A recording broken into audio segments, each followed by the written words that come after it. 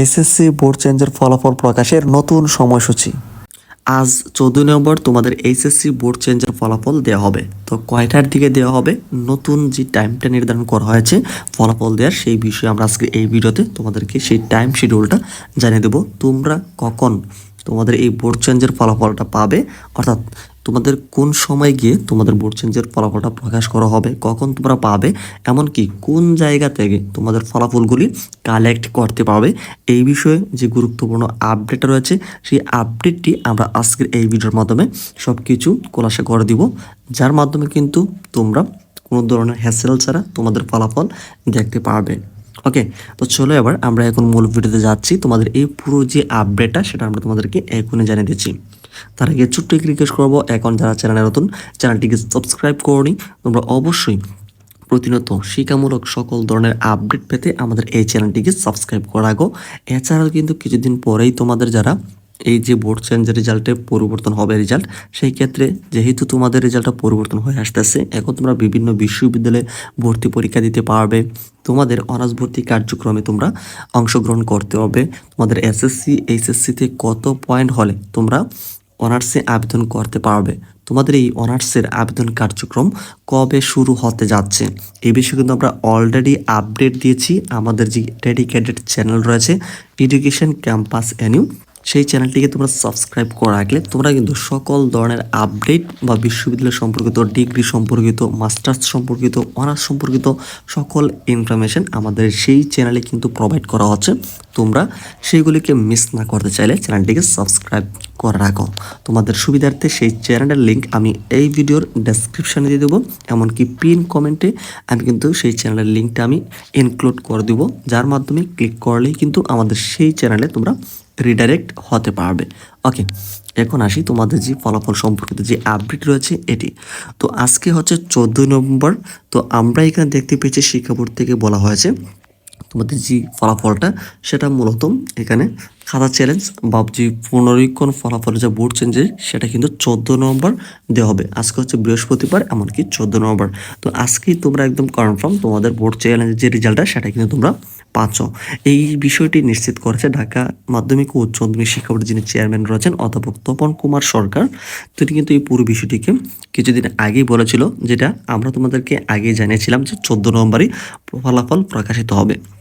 তো সেই দিনটা আজকে চলে আসছে। তো এবার আসো, তোমাদের আসলে এই যে আজকে বোর্ড চেঞ্জের ফলাফলটা সেটা কখন দেওয়া হবে, এই বিষয়ে কিন্তু বিভিন্ন সময় কিন্তু শিক্ষা বোর্ড আগে নির্ধারণ করছিল। আমরা বিগত বছরগুলিতে দেখে আসছি, এখানে 10টা থেকে শুরু করে 4টা 5টা পর্যন্ত সকল শিক্ষা বোর্ড প্রকাশ করত।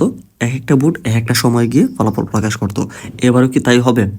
এটা কিন্তু দেখা গেছে এই বছরে শিক্ষা বোর্ড থেকে বলা হচ্ছে, যেহেতু ফলাফলটা অনেকই তারতম্য হয়েছে, সেক্ষেত্রে আগে থেকেই গুছিয়ে রেখেছে ফলাফলটা, সেক্ষেত্রে এটা তোমাদের ফলাফলটা একই সময় দেওয়ার জন্য।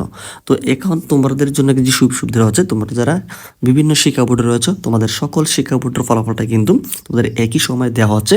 তারপর যদি না হয় সেক্ষেত্রে একটু সময় তাল বেতাল হতে পারে।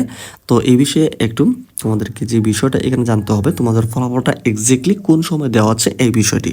তো শিক্ষা বোর্ড যেটা বলেছে আমরা দেখলাম, তোমাদের যে ফলাফলটা, তোমাদের সকল শিক্ষা বোর্ডের ফলাফলটা এখানে আজকে 14 নভেম্বর 2টা থেকে 3টার মধ্যেই তোমাদের যে ফলাফল সেটা কিন্তু তোমরা পেয়ে যাবে। অর্থাৎ এই বছরের এই যে বিষয়টি বলেছে, এবারের প্রতিটি বোর্ড দুপুর 2টা থেকে 3টার মধ্যে ফলাফল পুনরীক্ষণের ফলাফল তোমরা কিন্তু পেয়ে যাবে। তোমাদের সেই ওয়েবসাইট রয়েছে, তোমরা যেই শিক্ষা বোর্ডে রয়েছো সেই শিক্ষা বোর্ড থেকে, ধরো যে তুমি সিলেট বোর্ডে রয়েছো, সিলেট বোর্ডের ওয়েবসাইট থেকে তোমরা ফলাফলের যে লিস্ট রয়েছে সেটা তুমি দেখতে হবে 2টা থেকে 3টার মধ্যে।